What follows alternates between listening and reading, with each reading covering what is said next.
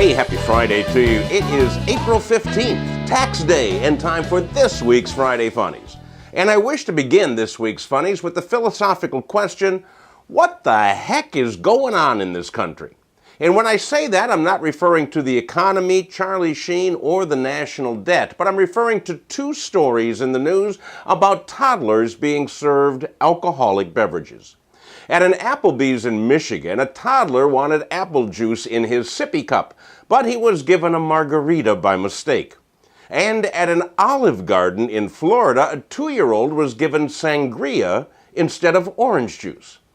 Now, I don't know about you, but whenever I eat in either one of these establishments in the future, I will be bringing my own sippy cup.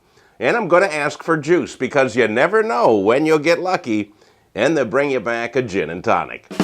Now, there's no worry about being served the wrong thing in this week's Friday Funnies unless, of course, you object to stories about toilet seats, stupid people, and a penis museum. That said, please proceed at your own risk.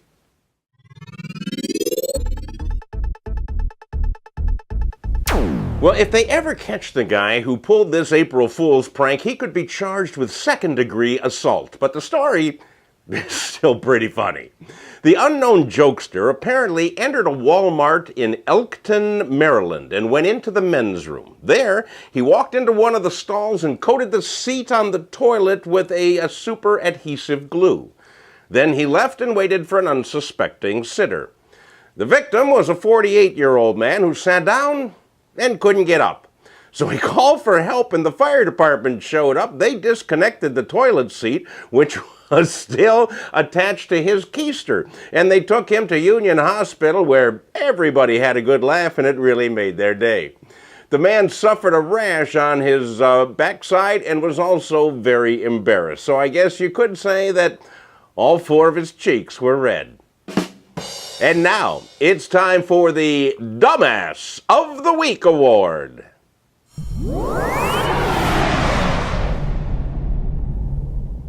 A Seattle elementary school is the home to this week's Dumbass of the Week Award. A 16-year-old high school sophomore decided she wanted to spend her spring break volunteering in a 3rd grade class of a Seattle public school. At the end of the week, she wanted to give the kids a treat, and she asked the teacher if it was okay to pass out plastic Easter eggs with jelly beans inside. Well, the teacher conferred with the principal, who conferred with the administration, and they said it was okay to pass out the goodies, but that they could not be called Easter eggs.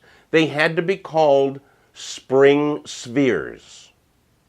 I wish I was making this up. Spring spheres. Now, this is stupid on 2 fronts. First of all, it is time for the administration to move their heads from their respective nether regions and realize that it's the Easter bunny, the Easter parade, the Easter bonnet, and Easter eggs. So deal with it. But even more importantly is that they are teaching the kids that an egg-shaped object is a sphere.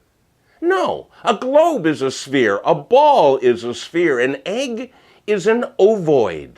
An ovoid. You may want to check that out on the internet, because I'm pretty sure the kids did. I love museums. I always have. Some people have said that my house reminds them of a museum, but that's probably because everybody has to exit through the gift shop. But I've been to museums ranging from the Vatican Museum to the Elvis is Alive Museum. But never would I have thought that in faraway Húsavík, Iceland, they would have the Phallological Museum. Now, to save you the time it took me to look it up, Phallological Museum translates to the Penis Museum. That's right. Among their featured exhibits are a 67-inch sperm whale penis, lampshades made from bull testicles, and 273 other willies from every sort of animal. The one exhibit that has eluded them up until now has been a human specimen. But not any longer. Paul Eriksson is a 95-year-old Icelander who passed away, and in his will, he donated his penis to the museum, where it will be preserved in formaldehyde and called Paul's Pickled Penis. there's not much else to do in Husavik, Iceland. Hey, that's all I have for you this week. No Friday Funnies next week. We will be back on April 29th. Until then, have a wonderful weekend, and please pass these along to everybody you know who could use a good laugh today.